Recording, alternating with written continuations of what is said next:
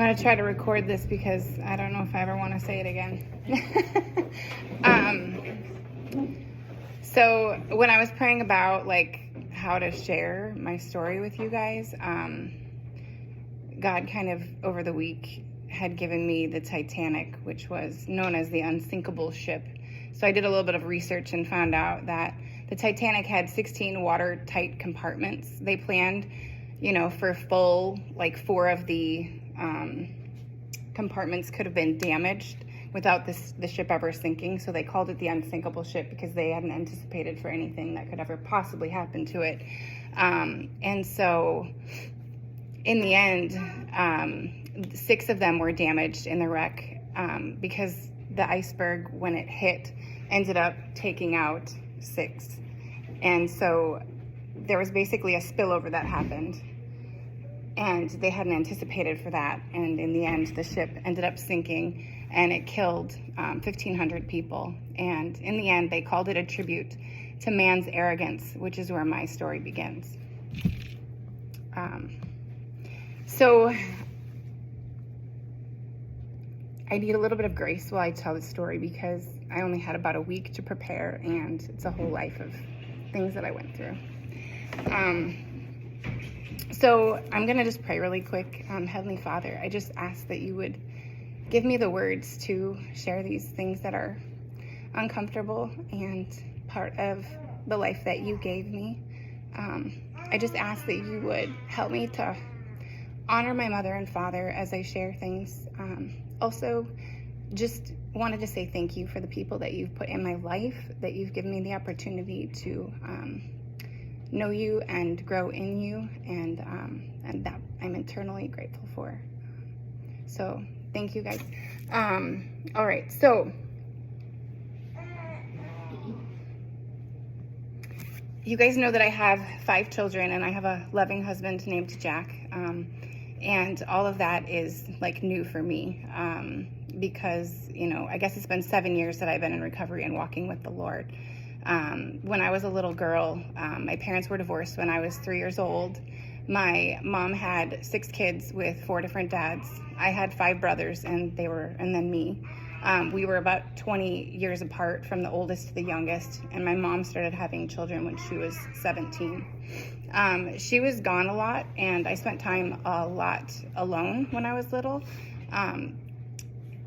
My dad was an alcoholic. He would, drink a case of beer a night, smoke a lot of marijuana, and, smoke a carton of cigarettes like every 3 days. We went there sometimes on weekends. As a little girl on the outside, I was a perfectionist. I played with my dolls. I had a brother at the time. I loved animals. I collected rocks, and I was an excellent student and daughter, but I lived in perpetual hidden sin. I was introduced to pornography very early, like preschool. I remember watching the VHS tape, and how I had access, I don't recall. I have early memories masturbating in bathtubs, playing doctor alone, and hiding it and pretending like nothing was ever wrong.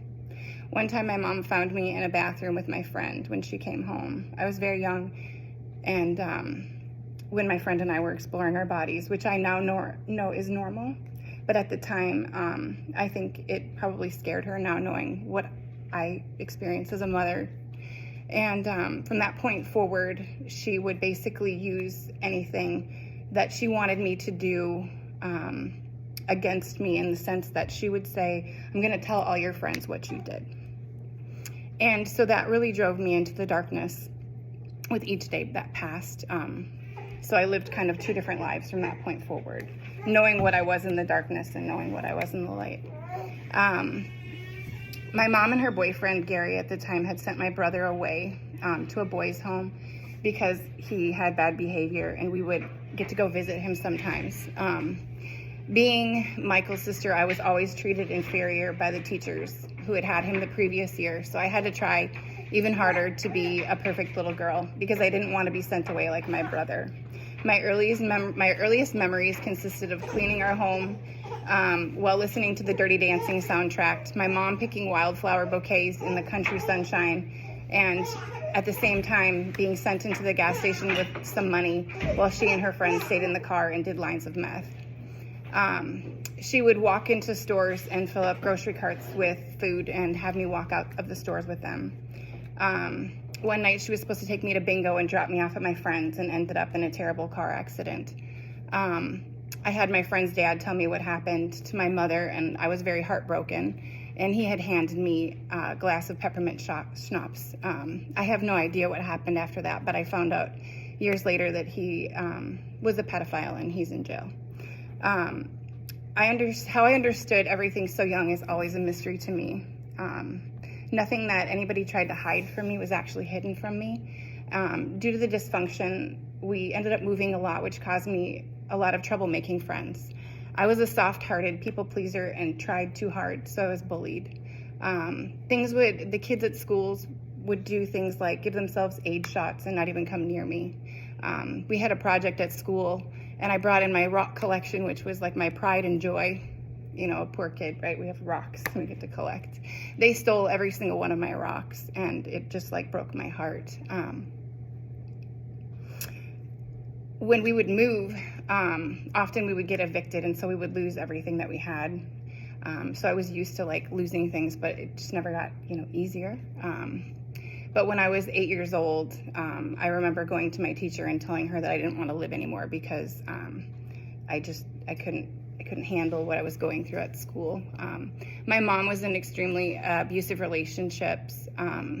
She would be getting beat up on a regular basis. She got addicted to pain pills and eventually ended up in prostitution. We were in and out of foster care when I was growing up. She would leave me with the children for days at a time.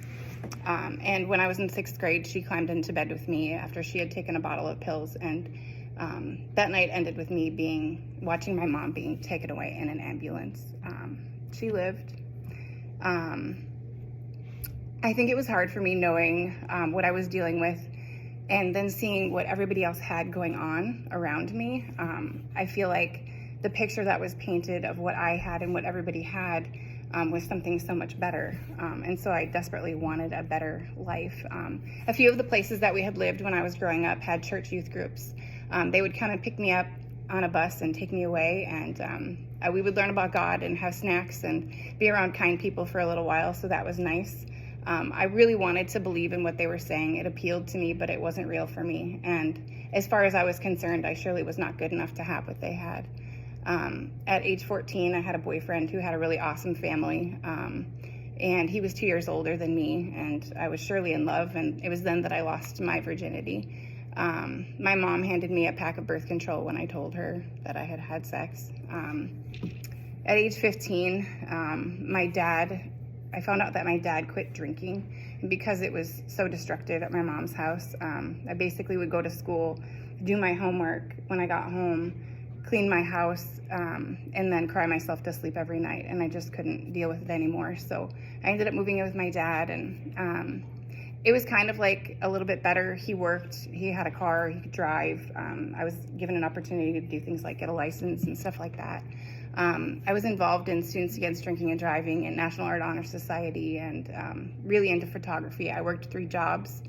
One of them was taking care of kids with special needs, and I really enjoyed doing that. It was a nice escape for me. I think I thought having money would solve all my problems, and I felt like I was finally in control of my destiny, but I was growing up way too fast. After I found out that the guy that I was dating basically was addicted to marijuana and had been lying to me about it the whole time, and he was going to be leaving for the Air Force, I was pretty crushed. And so that was kind of the beginning of me, continuing to think that the world was going to offer me something, and then feeling let down, like it wasn't going to work out for me. I ended up going to college, and I left after 1 semester, even though I was like the good girl, like I didn't drink. I was like keeping things in order as far as I was concerned. Then basically I ended up buying a house when I was 22. I got my cosmetology license and I started doing hair. I was very much like sleeping around, going to bars, drinking heavy. It was reading books like How I Survived When My Brain Was Trying to Kill Me. I was dealing with major depression, and I wanted love, but I was actually losing myself trying to find it. I ended up eventually trying drugs like ecstasy and being exposed to things like strip clubs, orgies at parties. This included sex with many men, including bestiality, pornography, and having and the things that seemed comfortable for me, like in the darkness, but everything felt so wrong inside. I always felt compelled to do the right things, but I would keep seeking the wrong things. I was swept away and lost at sea. This continued in various forms for many years, very much a double life. I was like showing a perfect person on the outside, and I was hurting and broken on the inside, seeking things that were just killing me and pretending to live like a Martha Stewart life. Nobody knew what I was up to, and I ended up leaving Minnesota at 25 and moved to Arizona, leaving everything behind and seeking a fresh start.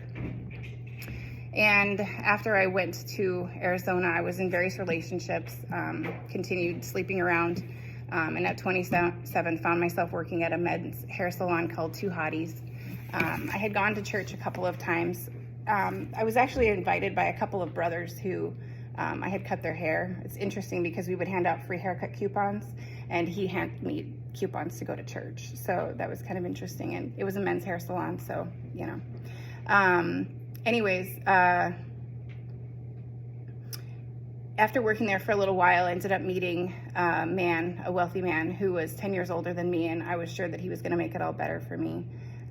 He was quickly divorced, and you know, they had been having trouble for years, but it's not to say anything because he was still married when we had gotten together. And at 29, I was having my first child with him. I started going to a Christian moms group. It was nice because the people were kind and loving, and I wasn't comfortable though with like the gospel. And so when I filled out a survey at the end of the year, one time I remember writing, "You talk about God too much," because it was just it was really uncomfortable for me, even though I liked being around the people. So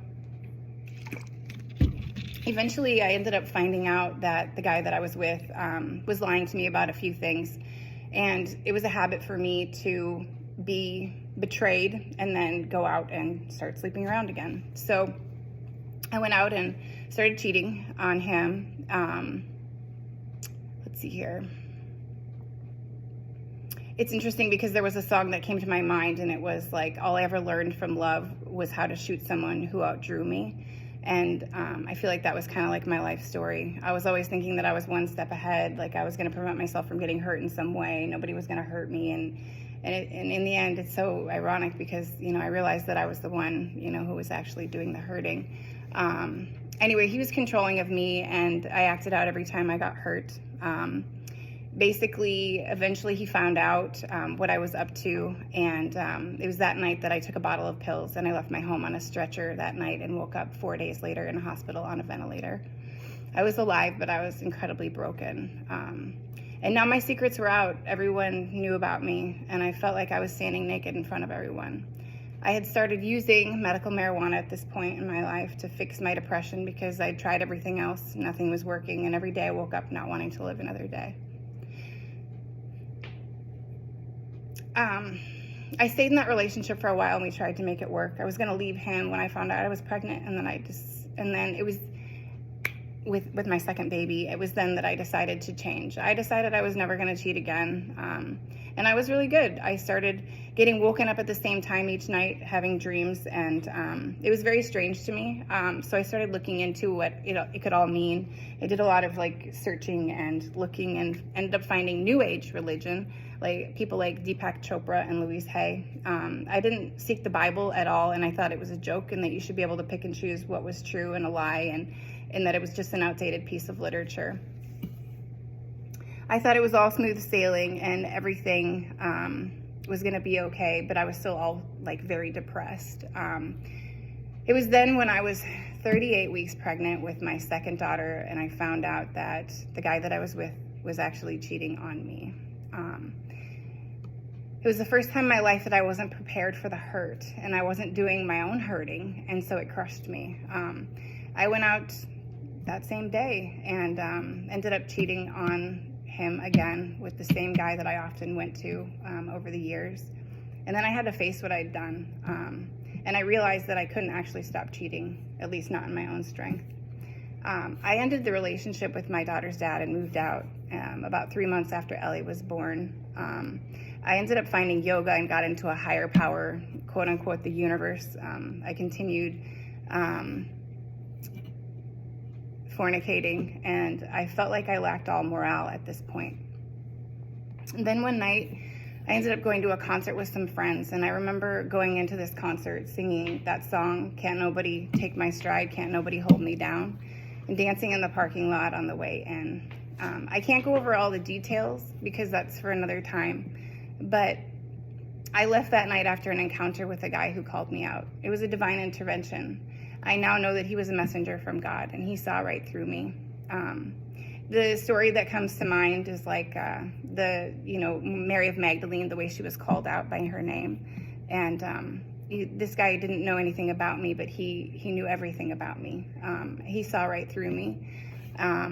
And when he called me out, he literally made the demons that were inside me tremble. I felt weak in the knees and I almost fainted.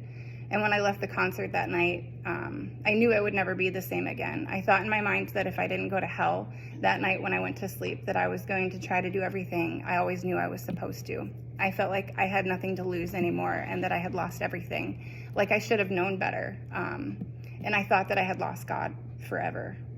The next day when I woke up, let's see here. I feel like I should go here first. I did feel like I lost my mind a little bit because, when God lifts the veil and you finally know that he is who he says he is, it's when you have been living in the darkness for so long, it's very hard to stomach, so to speak, because I feel like us as humans, we all have like this internal piece about us that knows that there's got to be something more than what we're seeing in front of us, and that always wants us to probably do the right thing, call it Jiminy Cricket, on your shoulder. But after you basically dismiss your conscience so many times, eventually you think you're invincible and nothing can faze you anymore. So I ended up going to my psychic first the next day after I got saved. And then I went to a Christian friend's house. I'm super thankful that God helped me escape the psychic. And after I shared my story with my friend, she had basically explained to me what I didn't understand about everything that was going on. But it was that, it was a real encounter that I had. And the Bible talks about different things like the burning bush or the talking donkey. And so it's all very real biblically, what ended up happening to me that night. But basically, when I went to her house, I read the Bible for the first time, and it was very comforting to me. She had a lot of crosses at her home, and they also brought me comfort. And I left her home that day with one of them, and this is that cross right here.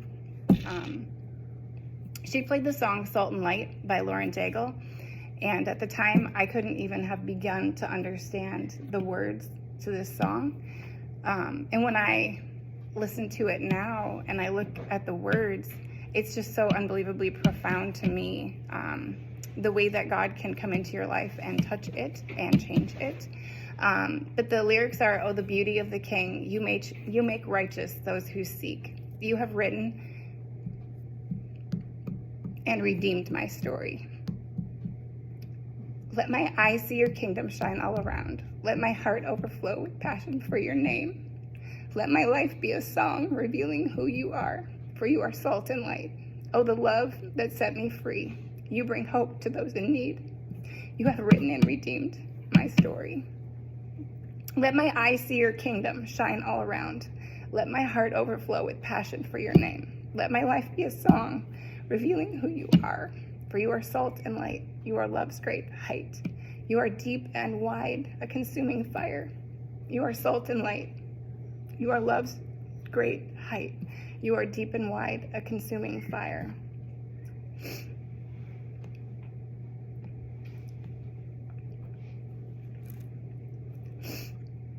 After I went through this encounter, I guess, and I felt like everything had changed and that I had nothing to lose anymore, I actually started painting.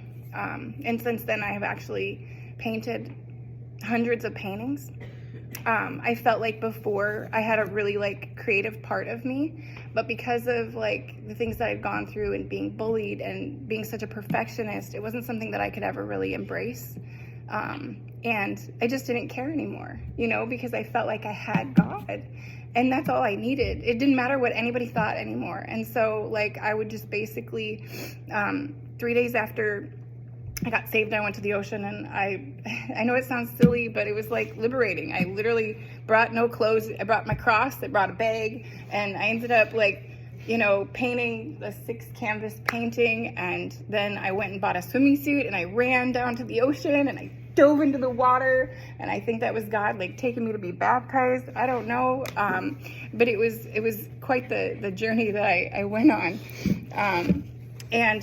I put my canvas in my car and I drove back home, and then I painted for like another 3 days straight. I didn't leave the house. I just listened to music and painted. It was about 6 weeks later that I ended up meeting Jack, who is my current husband. I didn't actually meet him the night that he came over, but he ended up missing a flight, and I had known him for maybe 6 months. I'd cut his hair a few times. I can't explain to you what happened other than God had his divine, appointment with him.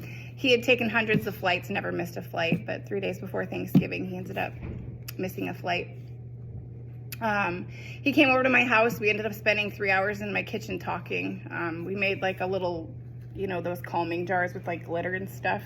It's funny because the glitter that we sprinkled in there, I still have the container of it, and the color of it was love, which is kind of funny. I didn't know that at the time, but God is, into all those like fun details. We still have it today. We ended up having our first kiss that night, and it was funny because it was like a true Cinderella story. At midnight, he had to leave to go to catch his flight, and so he ended up leaving and getting on his plane. But I felt like I couldn't stop thinking about him when he left. From that moment, on over the next couple of days, we had maybe a text message here and there. It wasn't anything that I was like, it wasn't like we were like, we need to get together and this is going to be a whole new life and, all these kind of things. It was more like, is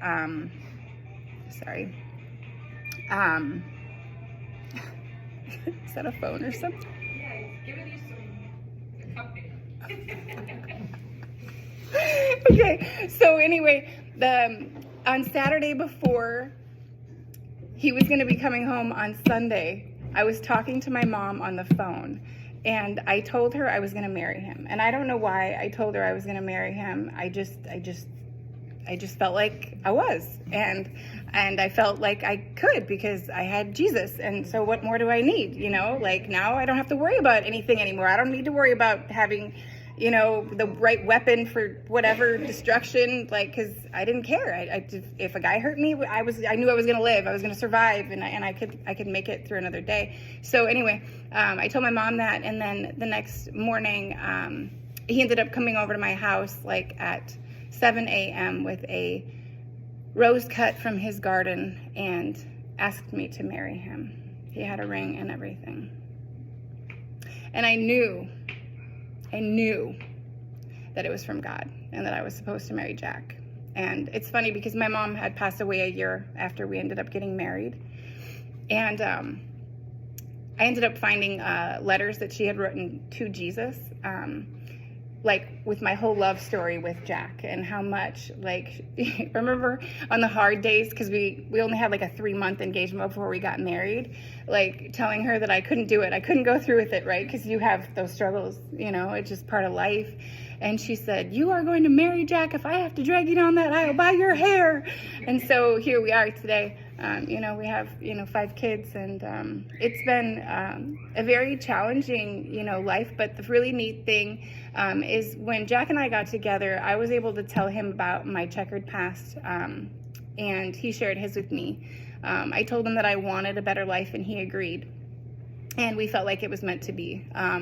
We ended up sending messages to every person that we'd ever dated and told them that we were off the market. We weren't going to continue on any kind of, path that we were on.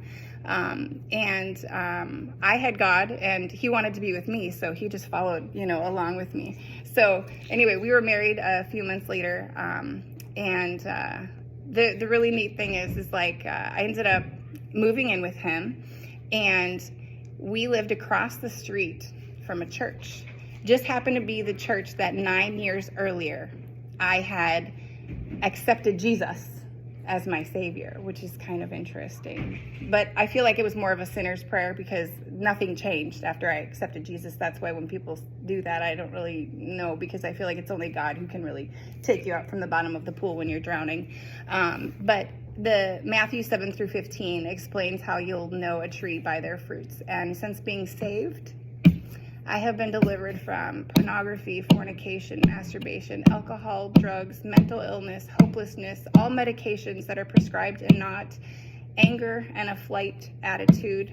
It had saved my marriage so many times over again by allowing him to be the center on the hardest days, telling my husband, I choose him, I committed to him first, which means that I have to stay with you. So it gave me the opportunity to be persistent and work through things, and that was truly a blessing. I remember God even gave me a man who lived across the street from me who was literally schizophrenic and would just wander the streets all day. And one day I was crying and I was sad, and I walked up to him and I said, Michael, I said, is Jack a good guy? And he looked at me, because he would go in and out of his, mental problem that he had. He just looked at me straight in my eyes and he said to me, Melissa, if God gave you Jack, then you need Jack. And that was just hearing that was what I needed sometimes to get me through to another day. Aside from those things that I mentioned that God delivered me from, he has given me the opportunity to be a faithful, loving wife and mother for 7 years. He's made me a better friend. He's given me the opportunity to be human, transparent, make mistakes, and be forgiven. The hardest part of my journey was forgiving myself, and it was very hard to get past that. With time, learning to trust and trust that it was all part of his plan for my eternity. Going back to the Titanic, each of the things I did, I never anticipated would catch up with me, but God is bigger. He sees us fully. He always knows us, our thoughts, and searches our hearts. Thinking that you're always one step ahead will get you in trouble, and the spillover is inevitable. Your ship will sink eventually. I got on the lifeboat and survived. Those that sink don't get on when given the chance. Nearer my God to thee was the song that they were singing while the ship went down. There were 704 survivors. The survivors say that the most profound thing to them was the silence that followed the ship sinking. We can be as victorious as God wants us to be when he provides a boat. The question is, will you get on it? And I was given a gift, and I'm thankful that I did. And that's pretty much the summary of my testimony. So. And I need you guys all to know that, like, everybody has a story, and I know that the most difficult thing I think about my story is that either A, I didn't have a story because I wasn't somebody who was like strung out, homeless, on drugs. It was more of a thing that, as far as I was concerned, was like so taboo. It was about sex, it was about pornography, it was about all things that are just like so far into the darkness that people don't talk about it. And so it really kept me like away and in a really dark place for so long. But I am just so grateful that God is who he says he is, and he came through for me. So thank you for listening. We are so glad you're here with us. We think that's another God. It is a God thing that her family was sitting here. I'm so happy. South Carolina. I know, but you guys like